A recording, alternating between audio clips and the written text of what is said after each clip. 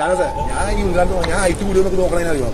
ഇവിടെ കൂടി അല്ല, ഇവർ രണ്ടുപേരല്ലേ കടത്തിന് പോലെ രണ്ടുപേരല്ലേ കടത്തിന് പോവാ. അപ്പൊ ഇവരെ ആൾക്കൂട്ടത്തിനടിയില്ലേ അനു അനു.